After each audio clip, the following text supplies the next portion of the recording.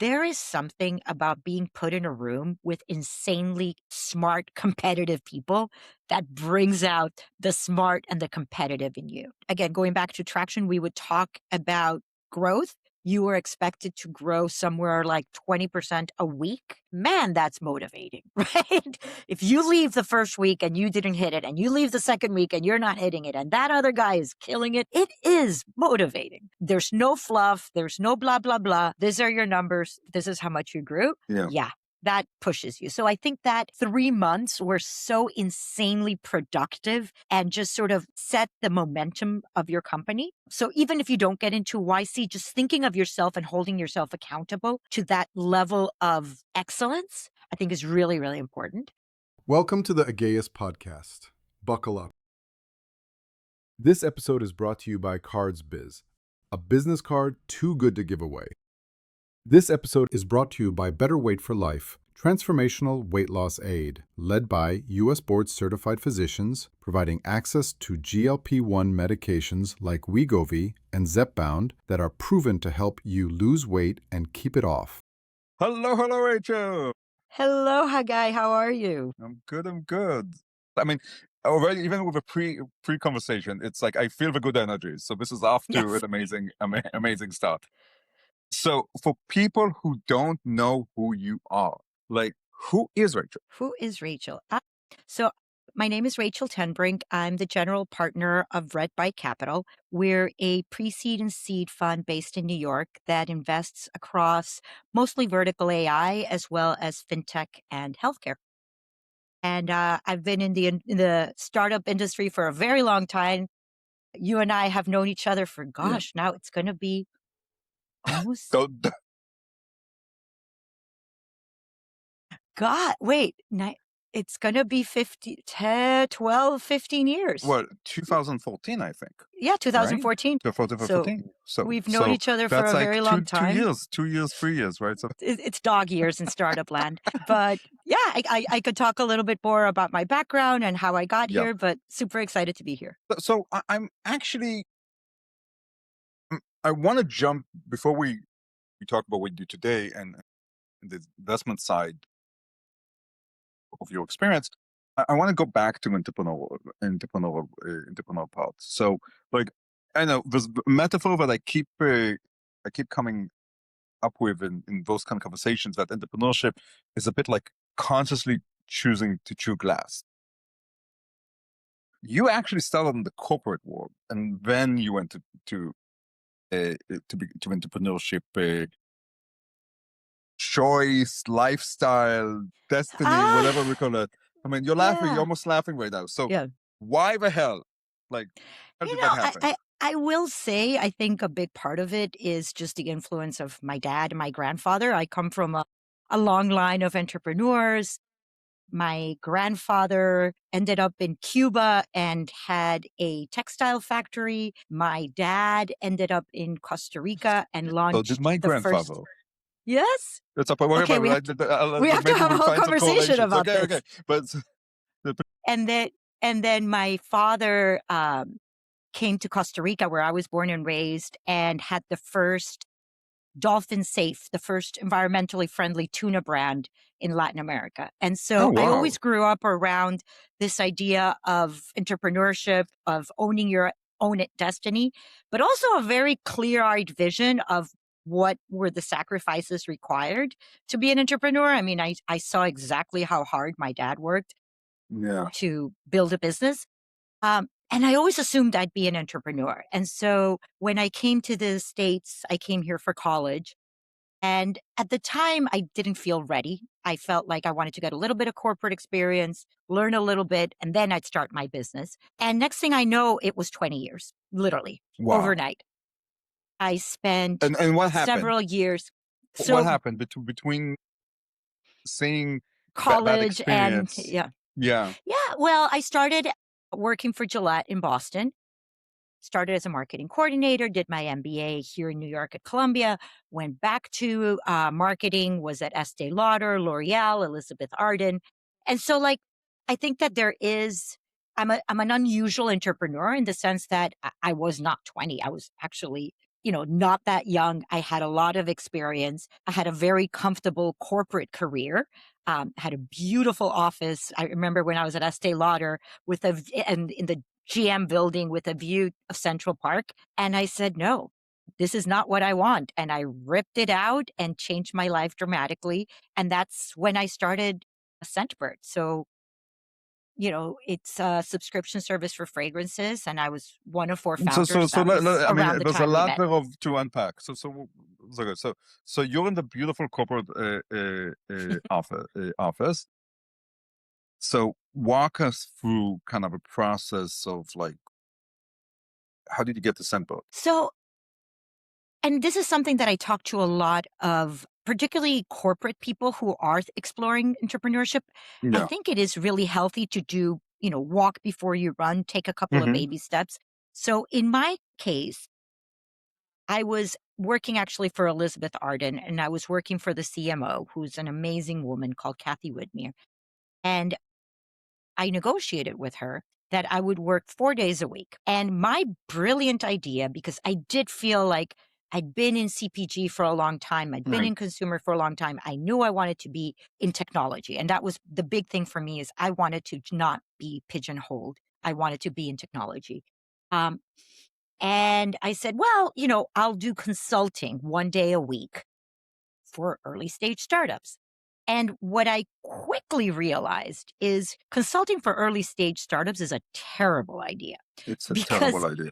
A, they have no money, so they can't pay you. And B, really smart founders don't need somebody coming in once a week and telling you, well, you need to go from point A to point B. Like they know that already. Unless you bring like a very specific high end, like you can run ads and they just need the ads thing. So, but it's almost like actionable. It's not strategic. Founders It's need actionable. things done. Done. And so Yes. that was Yes. exactly what I learned through those months. But what it did teach me was give me exposure. And Okay. so I basically spent about 6 months. I did like 20 different projects. I did some projects that were sort of market research and understanding the customer.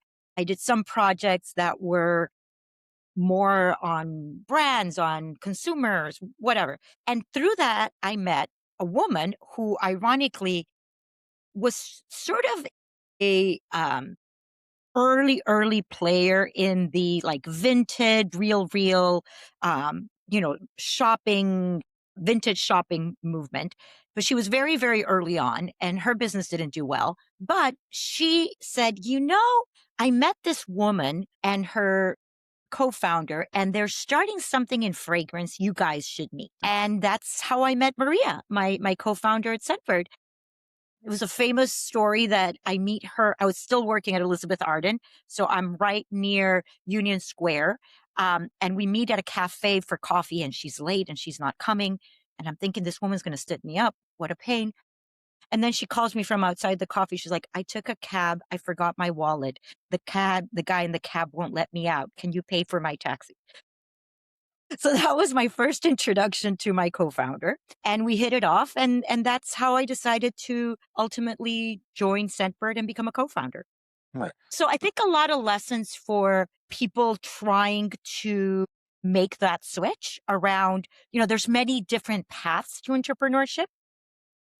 And, although consulting for startups was a terrible idea from a financial or long-term impact, the Yeah. exposure and sort of the opening of the ecosystem was very helpful. So let's say talk a little about the premise. So what was the original idea behind Scentbird? And also for people who don't remember that period of time, it's like, can you explain a bit the ecosystem? The ecosystem, I Sure. don't want to give a lot of spoilers, but this was a very unique point in time, right? And also on So subscription this models was and all those really, things. yeah, I Yeah, mean, this was really the birth of D2C. So yeah. 2012, 2013, 14 is really when all these brands emerged around this idea that, you could buy products online without ever having to set foot in a store, without ever seeing the physical goods. I know people that like younger people like kind of skipped a generation here. That was revolutionary. at the time. That was really revolutionary. Absolutely. And so at the time, you had obviously there was Zappos. There was also, Warby Parker, and this was actually one of our Right, right, business right. models I'll talk about was the whole try before you buy. This idea, there was Glossier innovating in makeup. And one of the biggest inspirations for us is we took a look at we wanted to do something in consumer in beauty. That was my background. I understood it deeply. Maria was very obsessed with fragrance. And what we actually thought about and what was interesting is it's probably the worst category to buy online because if you think about it, makeup you can see the color, you can Yeah. sort of show the texture. Even though like Skincare, undertones is very yeah, difficult to it's a little show, tricky, but you can show tricky, but you can something. do it. But like the fact is, like we have very successful Yeah, D2C brands in beauty. exactly. It's doable. Skincare, you can at least, explain the technology, you can Yeah. show the molecules, you can show it before and after there was something.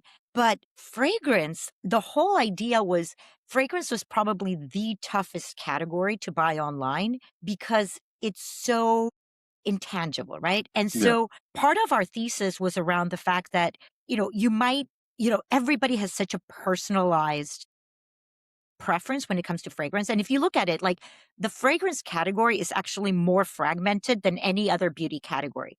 The top, it's not like the 80-20 in every other beauty Yeah. category. When you look at the top 20 fragrances, they're only about 30% of the business. There's a lot of fragrances, and people like a lot of fragrances for a lot of different reasons. And number two, nobody knows how to talk about it because Yeah. if I tell you a fougere scent or even a fresh floral, like what does that mean? What does that mean to you? And so that was a big piece of the thesis was how do we create a personalized shopping experience? How do we help guide consumers to something they're going to love? So that was really the inspiration of Scentbird. Mhm. Then came what I would affectionately, there's always that trough of pain. Founders love to talk about, right? That valley of death and pain. And so for us, it was the business model because we decided, okay, it's going to be fragrance. I remember Maria was holding these salons where she would have people educate people on different fragrance families and try to understand people's preferences. But then we were like, okay, but how do we make this into a business? So initially we said, okay, how about recommendation? And so we had these really cool, like montages with music and visuals and really like evocative ways of helping you understand what a fragrance looked like. And the key challenge with that is nobody wants to pay for recommendations, Yeah. right? So then we would be stuck in an affiliate model. You need huge volumes to make any money Huge on volumes. that wasn't a good model. Okay. And also you don't control the data. You don't know actually if it's the feedback loop. A lot of difficulties. A lot of difficulties. So that was business model number one. So then business model number two, it was the time of Warby Parker, and they had this idea of try before you buy. You would actually go on there, and I think they've since kind of killed it. I don't know if it's even available anymore, but you used to be able to go on their website, put a picture, you would select 3 frames, they would ship them to your house. You select the one you like, you ship back the rest. So we said, let's do that with fragrance. So we would send them 3 full-size products and 3 samples, keep what you like, ship back the rest. Horrible business model. I am putting this out to the universe. Do not try it. Number one, fraud. Explain. Yeah, please. Number one, fraud. People would ship back bottles of water. Number two, you are literally shipping bottles of alcohol, so hazardous material, back and forth. So you can imagine the economics and how expensive it was to ship. And this it's thing. heavy. And it's heavy. And it's heavy. It was terrible. And number three, cash flow, because we would have to buy 3 bottles of perfume and hope to God that the person would want to keep one of them, and then we would only charge them for one. So you can imagine how much money was tied up for how long between the time we bought it, we shipped it, they tried it, they liked it, shipped it back, and then we were finally able to charge. Net as a story, think about what are monetizable business models. Number 2, think about fraud. Number 3, think about cash flow. So, but finally, after this long story that I'm telling how long you, period are we talking about? this was like 6 or 7 months.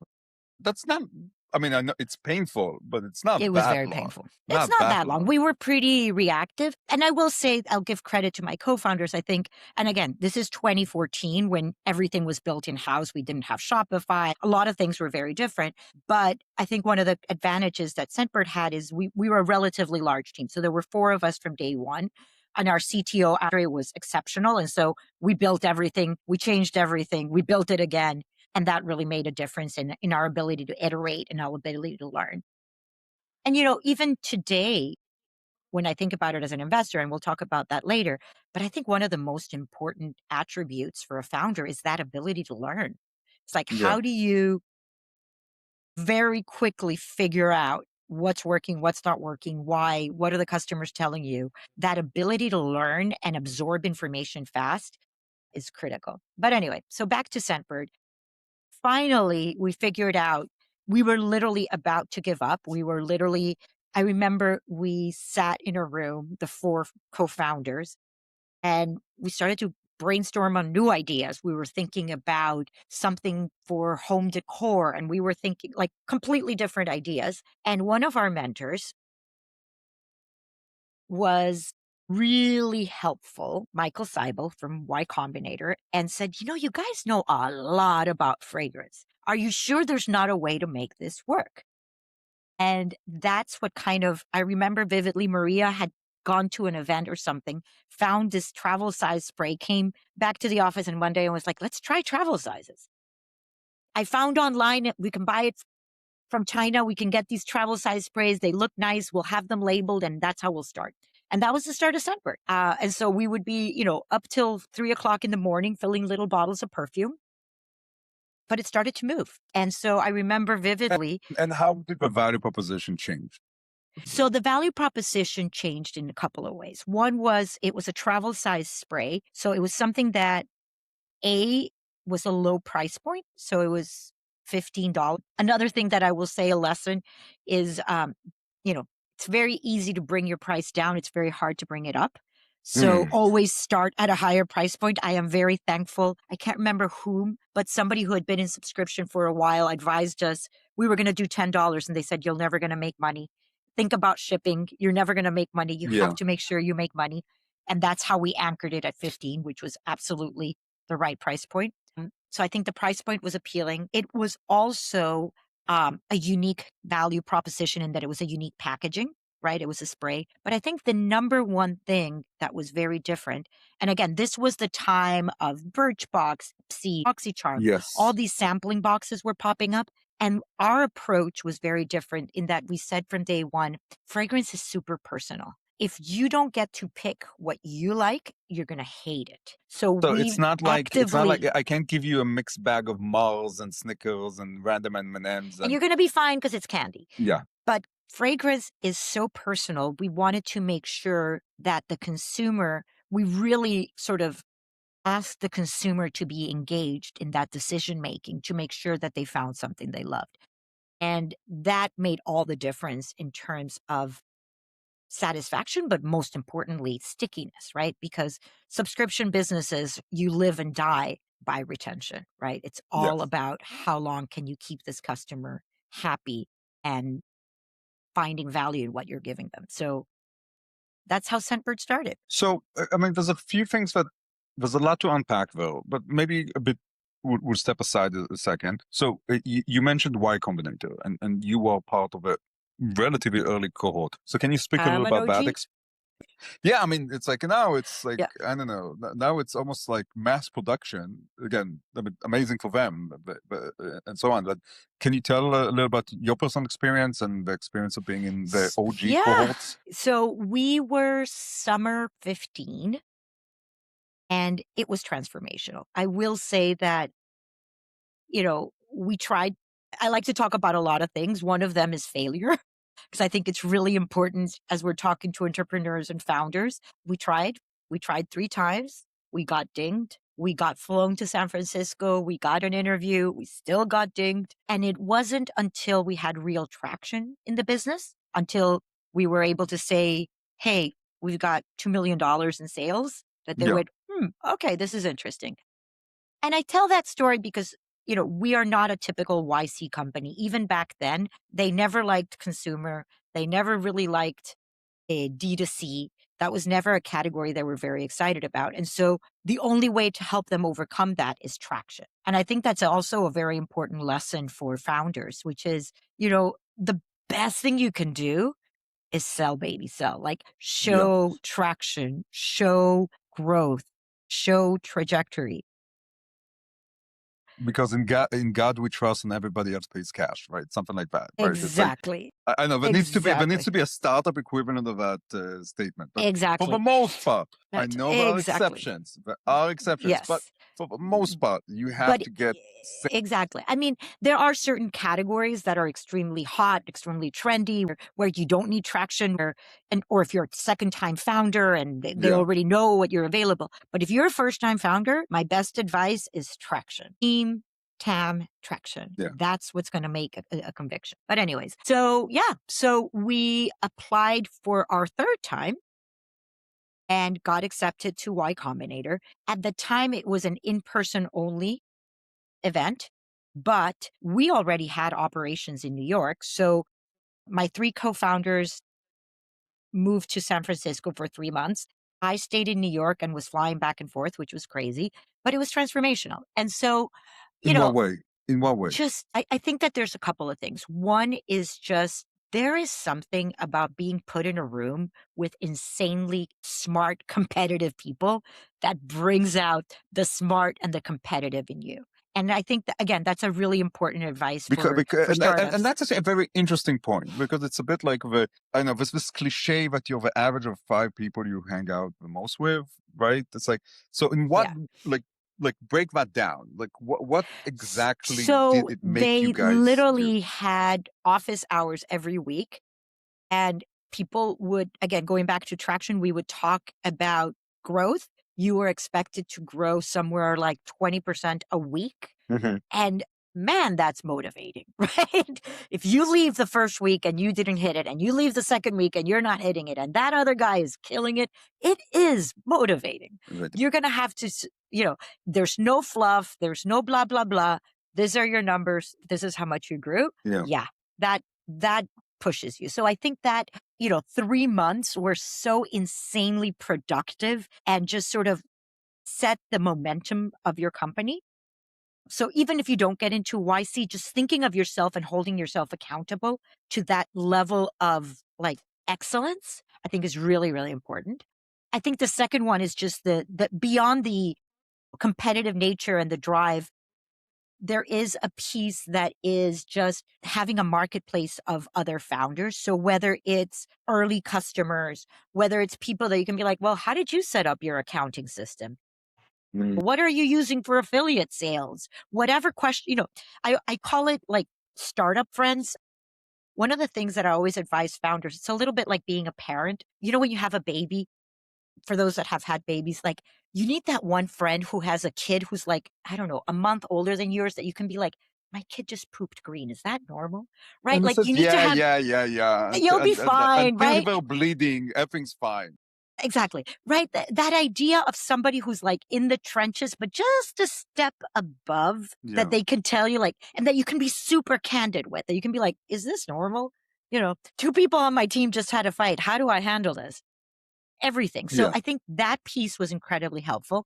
And finally, just access to capital. I mean, there is something about having that YC seal of approval that is insanely valuable. Now, Yeah. I'm going to asterisk this because now Mhm. I sit on the investor side, which is you need to be really thoughtful when you're fundraising.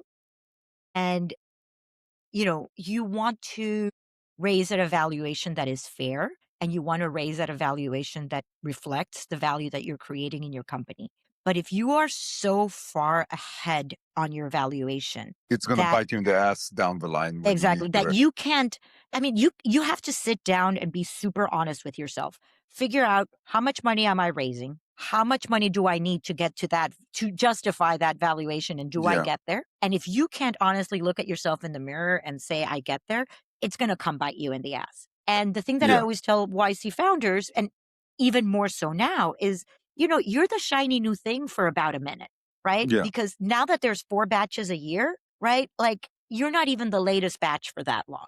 And there's always somebody else coming back after you. So you need to be super thoughtful and smart. And yes, good for you if you can raise at a high valuation, but make sure you can grow into it with the Yeah. cash that you have and that you're in a good position for your next round, because I think that's the danger with these accelerators. So let's go back to to your origin and growth story. So you found a product market fit, right? In a way, you have this concept that wasn't tried before. You're taking a very interesting a take on the subscription business, because this is different than the other subscription boxes at the time. What are you doing for growth? What are you doing for retention? Because especially like you said, like, okay, I found my scent. Like, why am I continuing doing with it? So I'm going to caveat this by saying that I hate when people ask, like, what was your growth playbook? Because my view on That, playbooks is that yeah, by the yeah, time I write a playbook, it's irrelevant, right? right. And Yeah, so fair enough. Yeah, yeah, what I will say is take it more for the thought process than the actual strategies yeah. themselves. So when it came to acquisition, one of the things that we figured out early was when it comes to CAC, there is a reward for being an early mover. Early mover advantage gives you a lower CAC. And so in our case, Because there's less people competing about. because there's less people Because there's people competing, less competing. people Yeah, have fine-tuned it, there's still arbitrage left in the market. And so for us, we started super early with influencer marketing, which is around the time we met. I always joke that there are literally hundreds, if not thousands, of emails saying, "Hey, babe, love your YouTube. Can I send you a free perfume? Post about it if you like it. XOXO Rachel." yeah, yeah. And that was literally my script, because you know what? I treated them as people and no automation. I was Which just is, copying and pasting. I have to say this on my peeve here is when brands forget that content creators, influencers, Our whatever people. you want to call it, are not people. And it's like, and they bring the performance mentality to In that. fact, It drives me bananas. in fact, I always say this, and I mean this in the most honest and respectful way, but I mean, when you talk to a lot of influencers, and I know I'm going on a tangent, but a lot of them are just girls, because they were mostly women, and a lot of them were quite shy. And that's exactly why they started YouTube channels, right? Is because they wanted to be in front of a camera because they didn't feel comfortable talking to people. And so being extra human actually got us a long way. Yeah, And so, going back to this early mover advantage, we started YouTube, we started Instagram early. There was, eventually TikTok, obviously. But that idea of like, you know, jumping on and testing things. I remember when Instagram announced Instagram Reels, within 4 hours, we had an Instagrammer do a reel for us. Within 4 hours. I was like, hey, and again, because I had a relationship, I texted her, was like, yeah, hey, babe, can you do an Instagram reel? Let's see what this thing does. Right. Like that made a difference. So I would say for me, influencer marketing was, we had very specific strategy around, how we approached it, I would say there was an art and a science, right? Like yeah. there was an art in trying to find who were the next breakout stars, who were the influencers that we knew were about to blow up. And we could see that. And I think that's very much an art. And then there was a science of like quantitatively, which ones were driving volume. How do we use them? How do we optimize the usage? And then eventually we got very good at leveraging that content for Facebook advertising. So repurposing content that did well and finding how we could, and sometimes we actually had, super small, inexpensive influencers who would just create content that was specifically for Facebook, that was scripted. We had some that was authentic and just original from them. But being able to try things really, really well, that was super important. So that was on the acquisition part. I had a great partner. His name was Oleg, who was, I did more of like the influencer. He had a whole team on the Facebook ads. Initially we sucked at Facebook. I would say the first 2 years, we didn't do any Facebook ads because we sucked at them. We couldn't get a decent cost of acquisition, but eventually with the right team, we got very good at it. And then the flip side of it was retention, right? Because if you have a leaky bucket, particularly in subscription, you're dead, right? Like You just like you're burning cash and you're overweight. burning Yeah. cash. And so we thought a lot about, what were things we could do to improve retention. And part of it was what we called voluntary versus involuntary churn. So voluntary churn is I've had enough. So then we thought about like making it really easy to skip a month, making it really easy to change your frequency, making sure that if they hadn't liked the fragrance, we would give them the opportunity to try something different, making sure we got even better on the recommendations and the fine tuning and helping them find their right fragrance, offering them other categories. If they didn't need fragrance anymore, how about a lip balms, right? So for a while, we experimented with other categories. So there was a lot of work on that end. And the other side of it, which is more on the business end, is what's called involuntary churn. One of the dirty secrets of subscription is there's a lot of, card failures, people don't have money in their account. So for Yeah. example, debit cards are complicated because if they don't have money in their account, exactly at that point, the payment's going to bounce. Prepaid cards are really difficult because eventually they run out of money. So Yeah. there were a lot of mechanical pieces on the involuntary churn that we also innovated around. And what was like interesting, like how would you break up the challenge of those two segments between voluntary, like in terms of Involuntary impact? could get up Yeah. to like 20%. Oh, it's a big deal. It's high. It's a big deal. It's a Right. big deal. And so it got to that point. We then were able to lower it. How did you? Well, part of it was card, like the way they were paying. So, for example, we wouldn't allow prepaid cards because of that issue that eventually they run out of money.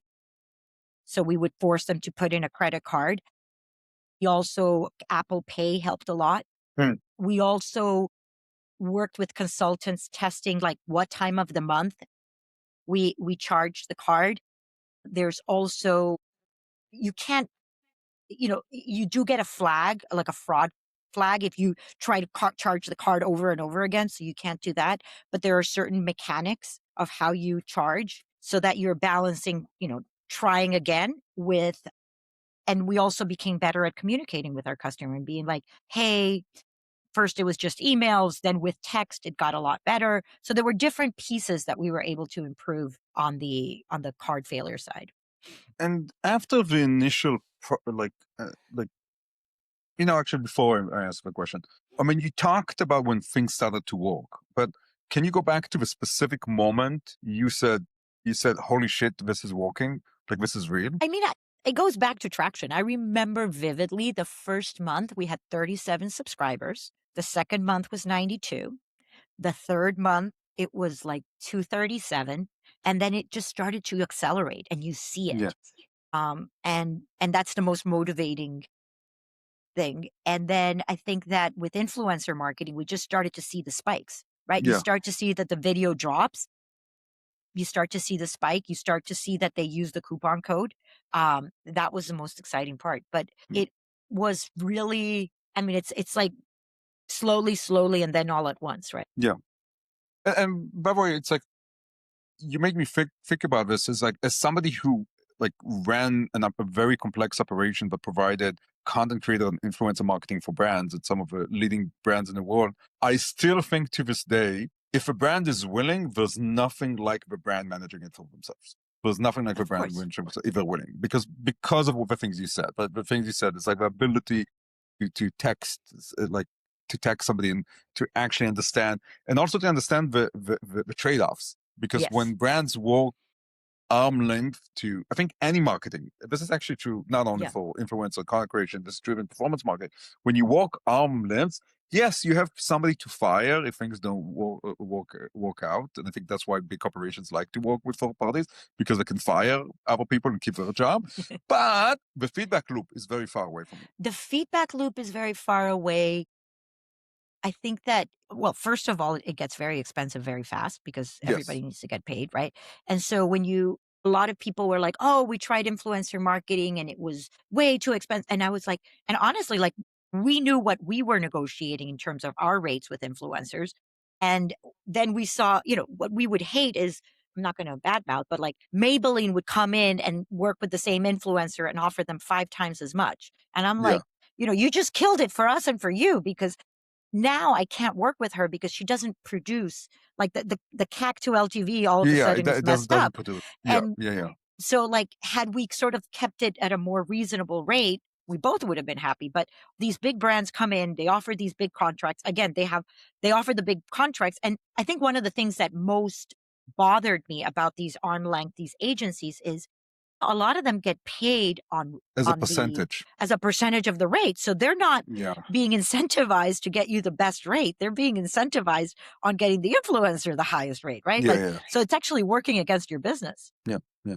And also, So well, I mean, not to go on a tangent here, but like I believe there's also, even to today, there's a big opportunity building authentic relationships and people doing it yeah, organically. I mean, Yes, you're not. it's very interesting. Today, Yeah, there's so much today about, AI and AI outreach. And I just think that I think it's fine for certain pieces. Like, I like the idea of being able to surface influencers, of helping you find the influencers, of yeah, helping you, find people who fit the parameters that you're looking for your brand.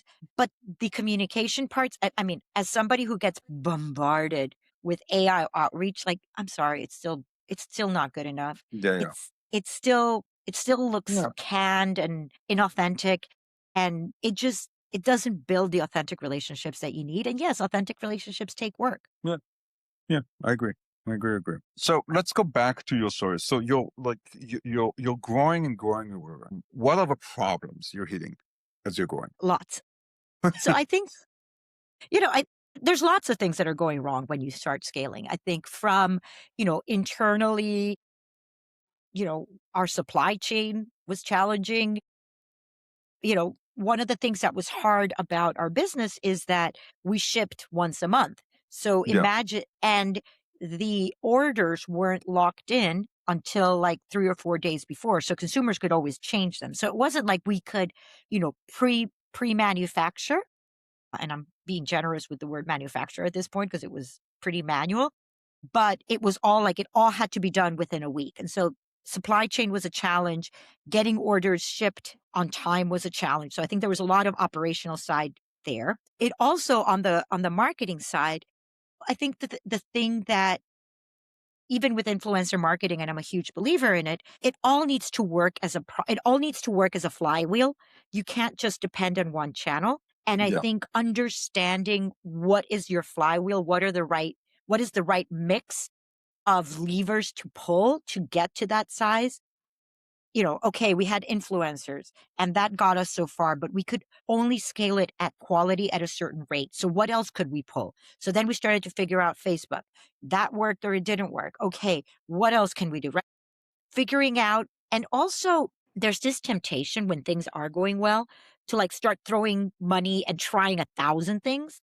yeah. Um, and that also doesn't work. So I think, and also one of the things that I will say is it's not just about trying 1,000 things, but maybe trying things that you're not ready yet for. Like So, what? for What do you mean? example, Yeah, explain that statement before full kind of so example. a lot of people know Scentbird because of Subway ads. In New York City, we were one of the first D2C brands to do Subway ads. Everybody remembers the Subway ads. And the key thing is that by the time we did them, we were pretty sizable Hmm. and we had enough infrastructure that we could handle the demand. What I find is a lot of times brands will do a Subway ad, but they have no brand recognition. Nobody's ever heard of them. No Mm. influencer is talking about them. And so it sort of becomes like this shot in the dark that gets lost And you completely. don't There's even know nothing if else. it's And the truth is, Subway ads, TV ads, radio, like there's a lot of things that are more top of the funnel that sure you can put a coupon code, you can kind of guess if they're doing something or not, but truthfully, you will probably not know for sure. And so you need to be able to add, reinforce those messages with other marketing initiatives to make sure it pulls through. yeah. And so, like when we were doing Subway ads, at the same time, we still had very strong influencer marketing. And so, people would be like, "Oh, I saw your Subway ad. I've always seen you on YouTube. It's great to see you Actually, there's a couple of interesting sort of secondary effects to the Subway ads that I will talk about. One was that a lot of consumers said, "Oh, now I know you're a real brand because I'm seeing you in real life," which is sort of strange because seeing a billboard on a subway is not real, but to them it felt more real, Yeah. right? Yeah. So that Yeah. was number one. And then number two, don't forget that, my role at Scentbird was B2B, B2C, but it was also B2B. So I also had the Oh yeah. relationships Relationships with brands. with That's all the like one of the brands. next thing. Yeah. Yes. And what was interesting is, guess what? We're in New York City. Where do you think all these brands are headquarters? All these brand managers, all these brand VPs all ride the subway. And so I would joke that I would go into a meeting with L'Oreal, Lauder, big companies. They'd be like, "Oh my God, I just saw your subway ad." I'd be like, "Oh, great." As if nobody had ever mentioned this to me. It worked. So, it's interesting because those types of things worked in multiple ways, but it was at the time we were ready to have those conversations. Interesting. So let's. I think it's a good actually segue. Talk to us about the brand power, like the brand relationship. How was that? Because so far we only focused on the consumers and the channels to consumers, but you had basically you B2B had and to B2. play both sides. Yeah. So I think that, and I will say today in our fund, we do mostly B2B. And a lot of the time that we spend is helping our founders land those first enterprise clients. So I relive a lot of my own experiences. I think that it all starts with, what problem are you solving for them? Understanding your customer and what did they need? What did they want? What was interesting with Scentbird is we got really smart at categorizing our enterprise partners, because for some was they wanted a community of fragrance lovers. We have over 1 million subscribers, so a whole bunch of young people, millennials and Gen Zs, that love fragrance, and that was very appealing. For some, it was market research, it was data. What are they picking? How are they picking it? How are they rating it? For some, it was influencer marketing and just being on social media because they could leverage our presence. And so, really listening to the B2B customer early on and understanding, why are they engaging you? What are you selling to them? I think is the number one step. The second step is, what is your process? How are you selling to them? What type of materials do you have ready to go? What is compelling? Um, do you try to close it the first time? Do you try to do a pilot? Do you say no pilots? We just do this full on. And every company has different situations, different circumstances, different cost structures as to how you approach that. So I think that whole, how do you sell? How does the process of selling? Yeah. Your pipeline? I think that one of the things that I see a lot of early founders not be very good at weighing your pipeline. They get very excited about having, these 20 names on their pipeline, but you have to be brutally honest in order to manage your pipeline of where they are, what is their likelihood of closing, and actively managing that. So I think that Hmm. weighing of the pipeline is a very, very important piece. And I think this is, where we try to be really helpful is, who are your allies? Who are the people that are willing to pick up the phone and help you get that meeting? And push things around. Yeah. And especially early on, like, that makes a huge difference. Later on it's different. Once you have a roster of top names in whatever And once you have relevant subway industry, ads, everything's different. Right. everything's Everything's different. different. But those early 0 to 1 days, having somebody who's going to pick up the phone, and for me, I came from the industry. I pulled every favor. I called everybody I'd ever worked with. I remember kind of walking into places where I used to work and being like, man, I get no respect, but doesn't matter. Here we go Doesn't again. matter. Doesn't matter. Yeah. I think that piece of understanding sort of the life cycle of your B2B sales process, and who can you close early? Who can you close fast? How do you get there? Understanding each company, who are the decision makers? Who are the influencers? How do you get these projects down the line? Are you selling to the head of e-commerce, to the head of brand, to the head of innovation?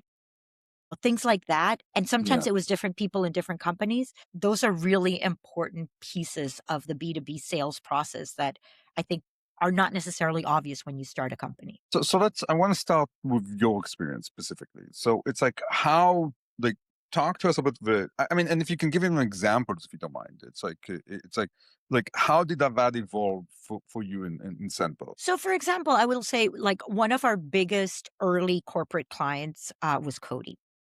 And I did know somebody who worked on a brand, Philosophy, which is not a huge brand. It is not their highest, most luxurious brand, but it did have a Yeah. significant fragrance But business. it was And relatively it luxurious. I was mean, it was it was like a good brand. No, no, no, I mean, we were like all like on luxury the high brands. end. I would say even Yeah, on the high end, right? yes. And so what happened there was I was able to find an internal champion who then connected me to the e-commerce and innovation team that was across multiple brands. And that enabled us to be like, okay, let's talk about expectations. Let's talk about how success looks. Let's make sure we over deliver. And then we were able to grow into the other brands. But for a long time, the only Cody brand we had was Philosophy, right? And And so what was their motivation? their motivation for them, it was an established brand that was starting to feel a little old, and they were Hmm. trying to reach a younger audience. So we were tapping into that young customer. Young women were trying new fragrances with Scentbird. And so again, it started with understanding what they wanted out of this process. How did we measure the success? Again, being okay with we didn't, I talked to a lot of startups who are like, we're working with Procter and Gamble. I'm like, do you know how many brands there are in Procter and Yeah, Gamble yeah, yeah. and how independent they are? Like, Each one's a fiefdom. each of them is a fiefdom, exactly, and they're Yeah, yeah. actually quite siloed. We even see that with some of our startups. You might do L'Oreal US, but L'Oreal France is a whole other. I mean, my experience has been that was my experience. Exactly. So Yeah, it's really about sort of finding yeah. all that knowledge, all that process knowledge to serve your customer, and But it's a but it's lot of I think for walk people, without running. yeah, but for people who don't understand the business model, like, why did you need the brands? Like, why did you even want them? So Like, it was a supply and demand. So yeah, Scentbird did not create their own brands. We do now have some private label, but yeah, initially we offered consumers a proprietary travel sized spray that was our spray, but it had authentic fragrance from different brands. So it was a Gucci fragrance, it was a Philosophy fragrance, it was a Guerlain fragrance. So we actually took we called it juice, so a jug of yeah. fragrance, and packaged it in our travel spray, and that's what we sent to customers. So we And did would you need work their with the permission to brands. do it? Did you need your permission to do it, Yes. or you just did anyway? Yes, yes. We did a little of both. Okay. Maybe we skipped that part. So when was okay? So we talked about the tipping point on the consumer side. When was the tipping point on the brand side? Cody, I think Coding. it is, you know, finding that unestablished name brand in your industry that is willing to be the first makes a huge difference. Yeah. And so once we were able to say, look, these guys are doing it and they're happy to talk to you about their experience, that makes a huge difference. Being able to have a case study, being able to have somebody to honestly, going back even to our conversation about influencers, brand marketers are also people and Yeah, they yeah, want to yeah, talk yeah. to people. They want referrals. They want to And they talk call and their, they talk to and they each other, talk. and they talk to And so especially if you the can New find that, York cosmetic it's space is tiny. actually very, very tight. Right, it's But the relatively same very thing tight. happens with banks, the same thing happens with Yes. CISOs, the same thing happens with a lot of other categories, Yeah, right? yeah, yeah. We see that across the board. People talk, people meet Yeah. in conferences, people meet for coffee, people used to work at other companies and, know people, you know, cracking that first company. And that's why, like now with our fund with Red by Capital, I always say like the one value add that I really double down on and that I really focus on because I think it's Yeah. the most transformational for startups is helping you land those first enterprise clients. Yeah. And I mean that because if you can at least once you have one or two, it's so much easier to land the next. But those Yeah. first ones are so hard. And really, to go back to YC and a lot of what they say, it's like do things that don't scale. You do Yeah. a lot of things that don't scale for those first enterprise Yeah. clients because you have to, because you need to get them done. Side, but it's like, but before that, like, I want a bit wrap up the kind of the build scent story. So tell us a bit about your exit from the business, and I also want to bit ask, like, what is the takeaway, if any, that you kind of walked away from that experience? So at a certain point, I was I was almost fully vested. 4 founders is a lot of founders. And what I found myself is I love the early stage. I love, a lot of what we're talking about right now when you're like, no, but tell me the real story of the nitty-gritty of, Yeah. right? I love that process and I loved helping founders. And so I found myself doing a bunch of advisory boards and advisory with companies. And eventually that led to angel investing. We did very well with our angel investing. We had an exit. And that's when we, had a couple of friends with some money who said, how do you guys have access to all these great deals? Can you get us in? And that was the start of Red Bike Capital. So again, it was sort of an evolution. It took me a while to find like the right to launch the fund, to figure out the positioning, to figure out what we wanted to invest in. But that's how we kind of, I told you, Hagai, when I started, like, there's a lot of transitions in this story. I feel like I always joke that my career is like a wedding cake. So it's like, first you start with all the years of CPG and brand marketing. Then it's, found the life of a founder, start from scratch. And this is the third layer, which is the third layer of the cake is the VC side. But, I don't know if I can say, what I leave with is a hell of a lot of respect for founders. Like, Yeah. I get it. I know how hard it is. I think that there is, there's a piece about excellence in execution and getting things done. I also think there's a part of just sort of emotional resilience. I always say, like, the highs and the lows of being a founder are unlike anything else. It's like, within 24 hours, you're like, oh my God, I just got a new client. I'm killing it. I just had in a fight with my co-founder. We're going to break up. We're going to run out of cash. Okay, we got the bet. Like the ups and the downs and just how much you care about it. Eventually you learn to moderate that a little bit because otherwise you Yeah. wouldn't last. But it's rough. It's wrong. Yeah. And you still have all your hair. So, so what makes a good entrepreneur in your view? No, I mean, both somebody who was an entrepreneur and both somebody that basically has to make that decision when you deploy capital. So I think there's a couple of things. One is, as I was saying, this ability to learn.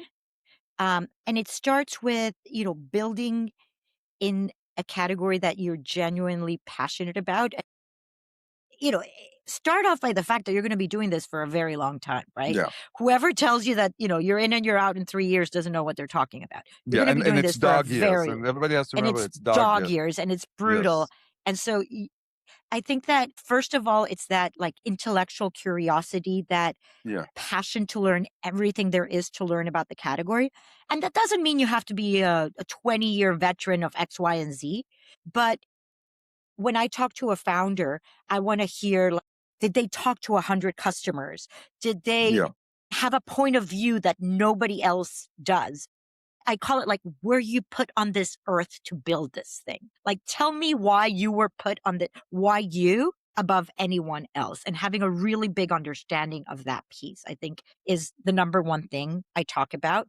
I think the second one is that competitiveness, excellence in execution, that ability to think fast, learn fast, iterate fast. You have to be hungry. You have to be driven. I call it like, you have to have this ability to like bash through walls, but Yeah. also be smart enough that every once in a while you're like, I think there's a staircase if we go around this corner Oh, and we there's don't a have to window bash through here the I wall. can open. That's like, Yeah, I don't need right. to. So you I have to don't have need to that both of that believe. intelligence, Yeah, right? yeah. Like it's not only That's super interesting. It's super interesting, and I say this, and this actually comes a lot in these conversations I'm having with entrepreneurs. It's like because I'm going to say something. Tell me if you agree. Yes or no. I'm going to do my best. You need capacity to suffer as an entrepreneur. But the fact that you can suffer and endure it does not mean you should over time. Absolutely. Yeah. And honestly, it's like to the point of managing your energy, managing your resources, managing your time. Yes, you can bash through the wall, but that takes time and energy, right? Yeah. And if you can be smart enough and figure out the window or the staircase or whatever you need, again, this is a long fight and you need to be Yeah. ready to continue and sustain that. So I do think that not everything should be suffering.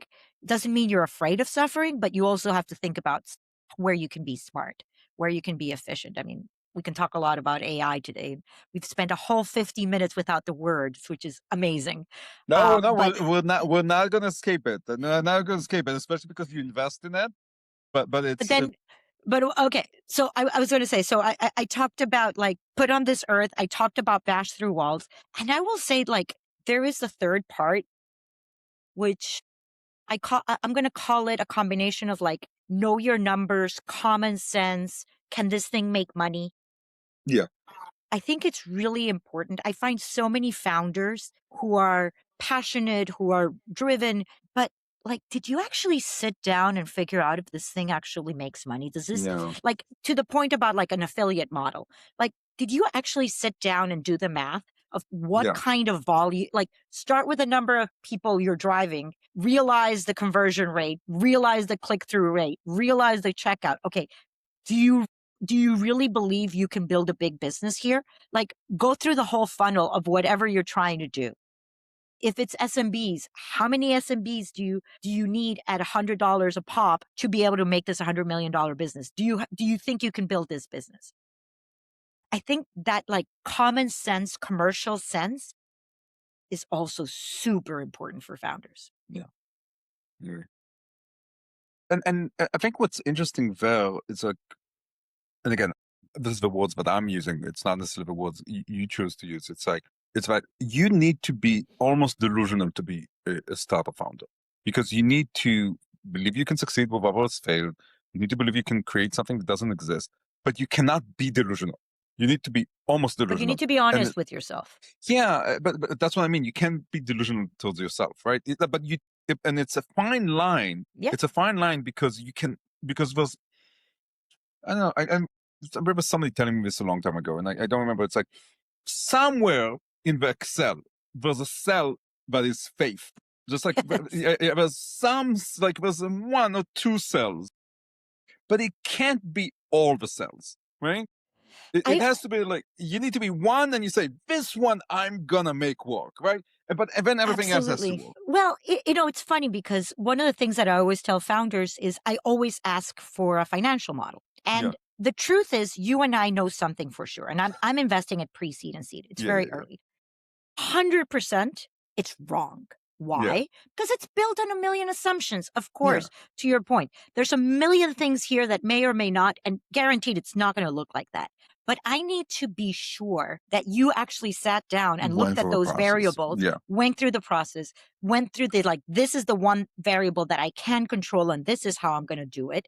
yeah, Even I find that sometimes when you start modeling it out, and I mean, 5 years is a lifetime in startup land, right? But even when you start modeling it out, you might start to realize that what you thought was one type of business model is actually it's another, actually right? Like different. Yeah, might actually be an affiliate model, even though you thought it was a subscription model, right? Like where, you have multiple areas of cash flow. How much can you maximize each of them? I think it's so important as on the yeah. founder and like can just save you years of pain.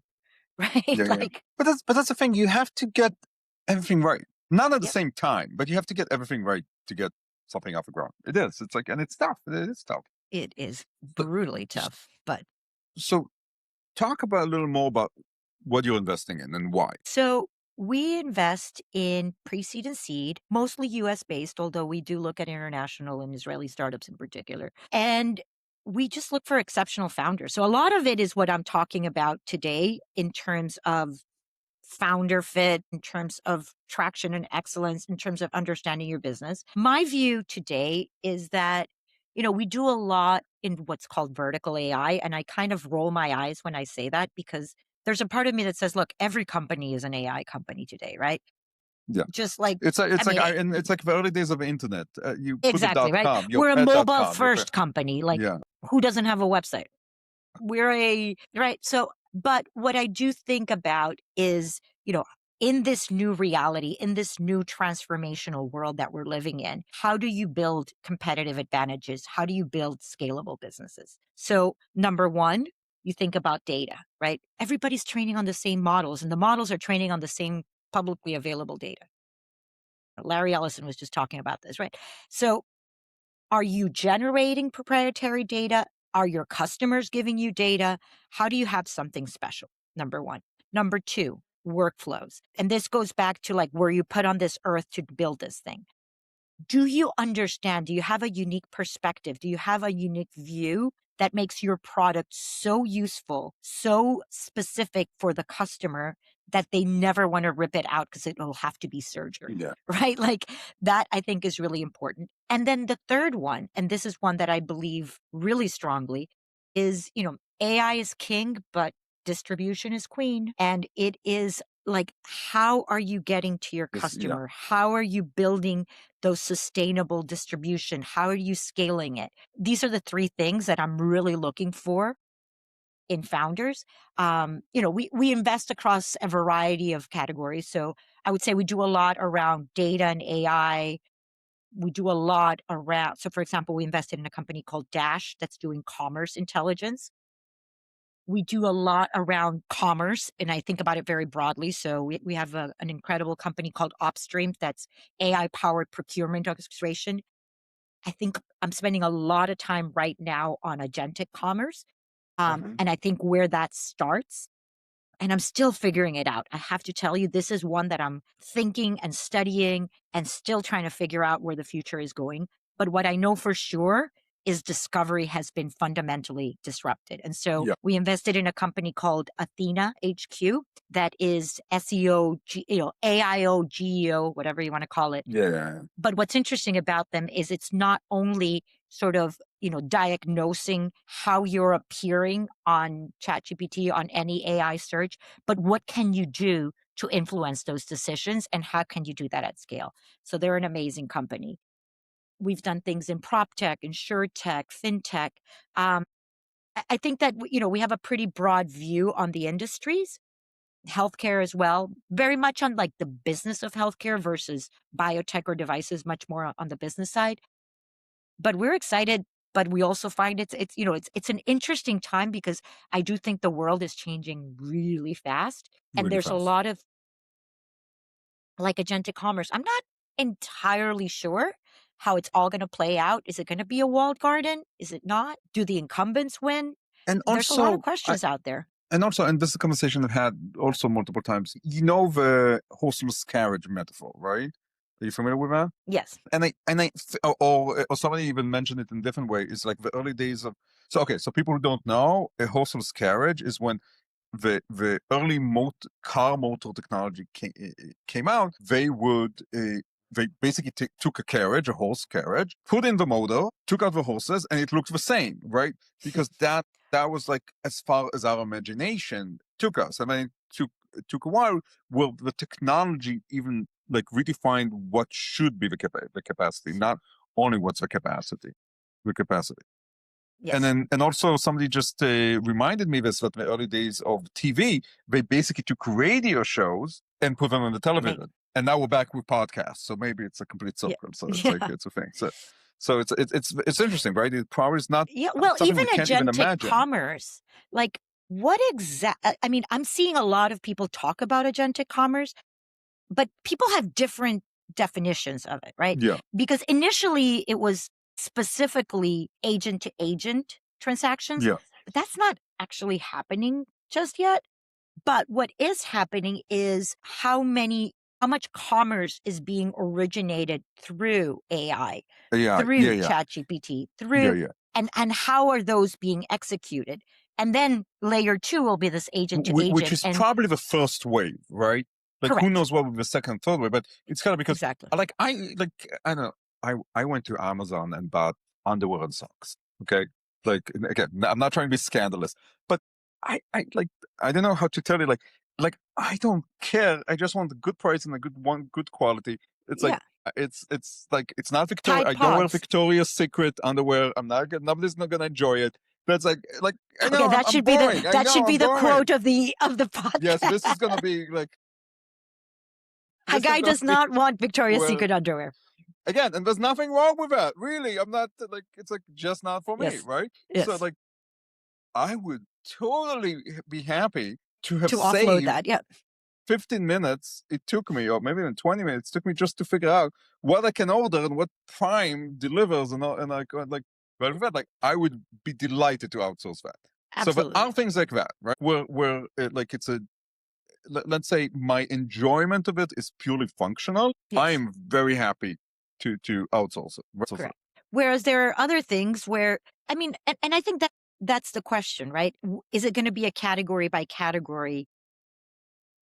That's my thesis, is that Mm, there will be categories where, I don't know, replenish my toilet paper and find me better deals on my yeah, laundry detergent. I couldn't care less. Go for it. But you know what? If I'm looking for a handbag, I'm happy that you show me choices. but I I'm want to happy that choose. you show Yeah, me prices, but I want to choose. I might yeah, actually want to go to the store because I enjoy feeling the quality of the leather.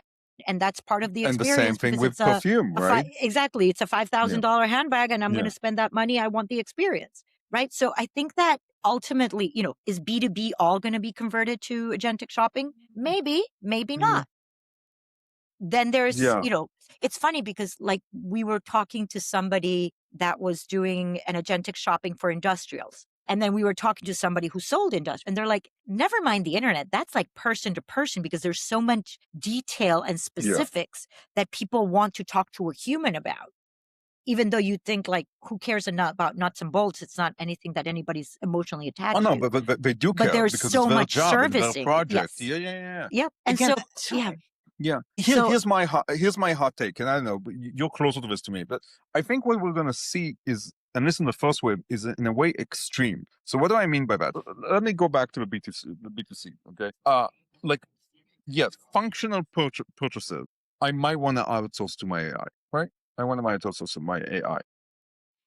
But the importance of brand and actually excellent marketing becomes even more so important because let's say, because if I want to get Hagai to buy specific underwear and not to do it automatically, not sort of mechanics of optimizing some sort of like AI model from a purely brand perspective, I need to have an amazing advertisement, an amazing marketing, an amazing brand and value and perceived proposition to basically break that, to make me say, like you said in the handbag, I have to take this product outside of automation and into, oh, this is my scent, this is my preference. I actually want to make a decision. I mean, there's a whole conversation going on Yeah, about like, does brand become irrelevant or more important than ever? I think it will be an extreme. I think it will be Exactly, an right? extreme. For certain It's like, categories, it'll become yeah. completely irrelevant, and for some, it'll become more important than ever. And by the way, we saw it in the days of internet, right? Yes. Like we saw it in the days of the internet when you can compare, you compare like certain things became commoditized. I don't know. It's like, okay, it's like Plates. I actually wanted to say cables, Yeah. right? I want to say like charging cable. I really needed to meet a certain level of quality certification. And if it's like, again, I'm just using Amazon example, like Amazon approved, best like, and it's a fair price, I'm going to buy it because, okay, all I want to do is not to burn the house when I plug it in. Yes.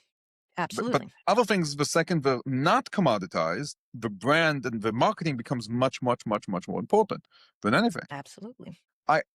This is, my favorite definition of brand, and this is a practical entrepreneurial definition, not I know, like a mystic. A brand is a promise fulfilled, in my view, Yeah. and that is like you're able to make a promise, you're able to deliver it. And the metaphor I keep coming back to is like when I go to McDonald's, the promise is fast and hot, not even tasty to some extent, right? Some people love it, that's fine, but it's fast and hot. Consistent. And when I go to a Michelin restaurant, the promise is unique experience. And if I go to the Michelin and I get my burger fast and hot, I will be disappointed. And if I go Yes. to McDonald's and I wait 5 hours and I gave the best burger in my life, but it took them 5 hours to deliver it, I will be disappointed, right? So Absolutely. I think And I that's think it the world goes we're going to back live in. to we're going to live in this world where we're going to get to know our personalization is going to increase. We're going to know more Yeah, about our customers than ever before. We're going to be able to fine tune that message in ways that we haven't been able to do before. So it's going to be a really interesting, that brand promise is going to be so much more fine tuned to the customer than it's ever yeah. been before. So what are the dangers you're seeing? And I'm not talking about like what everybody's talking about, oh, the end of the world. I'm not talking about. It's like, what is actual practical misconceptions? Maybe dangerous is a strong word. Misconceptions you're seeing in the field that you invest. Well, I will say that, humbly as an investor, we're in the business of predicting the future, right? Because Yes. I'm in the business of You're literally under taking a pill. You I'm don't need taking the a party bet. market. You're literally taking Exactly. a bet. I'm Yeah. taking I hate when VCs call it bets because I think again, like Yeah. I Yeah. think it's so disrespectful to founders, but it is, right? You're Fundamentally. financing. You're Yes. financing. You're putting capital. You're putting capital against ideas that have not fully Mature. matured because otherwise Yeah. they wouldn't be pre-seed opportunities. So you have to figure out like what is early but not too early. And that's where I think there are risks. I think that to your point, like what will the evolution of commerce be?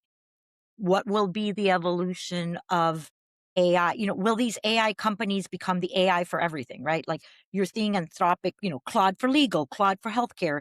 So are there not going to be AI companies that are specialized in those verticals, or will those companies still exist? Yeah. Will it Yeah. be a regulatory risk, right? Will the government step in and say, you have to break it up? Or will it just be that customers say, well, this is still not specialized enough? Yeah. So I think that that's the part that, again, we're in such a transitional piece of the world where there is such a shift in the way we work that I do think that is a risk. I also think it's a risk from a human perspective, from a human capital perspective. I tend to be an optimist, and I don't think that AI is going to take all of our jobs. But I do think that if you don't learn how to use AI and you don't Yeah. fully understand the capabilities, you will be out of a job very soon. So I think that's really challenging. I also think about the fact that how are young people gonna, there's all this conversation around, I was just in a presentation with a large bank that was talking about AI and how they're using AI. And a lot of it was around the fact that, now we don't need so many analysts. We don't need all these junior level people because we just need people to be doing more high level thinking and more strategic, and that's great, but how do these but people aren't born that way. They learn that through an apprenticeship, through Yeah. years of experience. So how are we going to build that on the human side? So I do think there are risks, but you know what, we'll figure it out. Yeah. I'm net optimist too. I'm net optimist too. But again, it's easy for me to sit here in my comfort and save it. Like it's like you don't want to be the one that you don't want to be the one that whose job is taken by AI. But net, Well, we the had the interesting electricity, we had this, we have the industrial revolution, we have the internet. yeah, I mean, Like think about we've been here. farming and the industrial revolution, right? Yes, we've been here. But We've been net, here. we created new jobs, right? And Yeah. at the time when the industrial revolution was happening, nobody could have imagined it. Yes. Yes. And also we created jobs we couldn't invent. So let's Yes. even go back to like, what is an influencer 20 years ago? Like how is that a job, right? How even is Right. that a job? Well, Like and it's something now we couldn't even everybody's imagine. saying, well, we're going to have AI generated influencers and it's all going to be videos. I We're mean, I think that, we're also gonna have that. We're also gonna have. yes, that's what I was going to say. I think that for certain things, if you're only doing a snippet and you're only selling one thing, sure. Yeah. But those influencers where people really get involved in their lives, what are you going to like the multi categories? They have kids and then they talk about food and then they talk about Yeah. right? Like the full life that people build Yeah. those relationships with influencers. I think that's still going to exist, but Yeah. it's going to Yeah. be Yeah. different for sure. Yeah. Yeah. And again, I think there are models to it. If you think about media as we consume it from Hollywood and so on, that that's a fake person, right? And we still relate Yes. to it, but we mentally categorize it as something different, right? We Yes. categorize it as something different. So I think even those things, we say, oh, this is new, this is new. I think there are mental models and societal models that rhyme with our experiences, but it's totally different than meeting person to person, like getting And you experiencing the see light it. I set mean, and things like that. you're seeing like young people are rejecting, all the online dating and going back to meeting in person. And Are they I find really? it Are they hilarious. doing it Yes, I really? find it I hear that. hilarious how Yeah. they're all going on Instagram saying, "Oh my God, I went to a bar. It was great." I'm like, yes,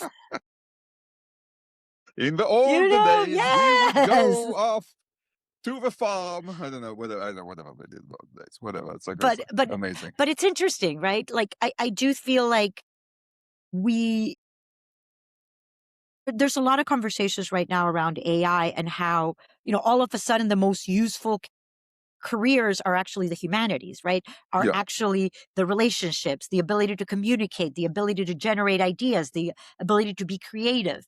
That's not going to go away. It is going to be different. Yeah. Yeah. We better be ready for it. Yes. I can't tell you exactly how it's going to go, but it will expand. Look, and I think I'll say it in the most basic way possible. In the end of the day, we still all want a hug. We still want a hug Yes. at some point, Yes. right? Like, if Yes. I have to dumb it down, it's like this. Like, it's in our biological level, and until the point we change our biological level, we still want a hug.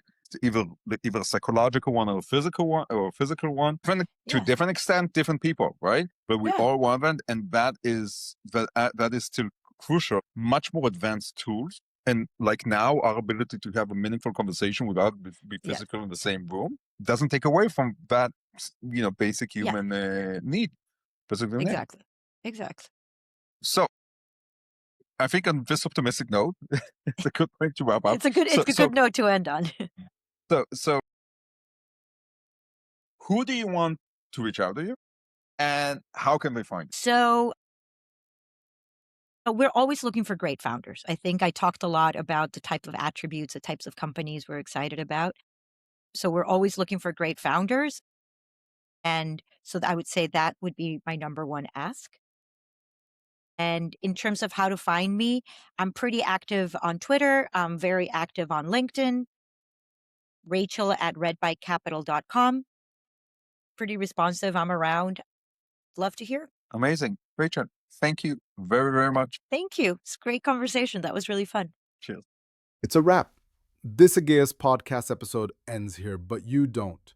Now, is it crazy to think that you know somebody who'd love this episode?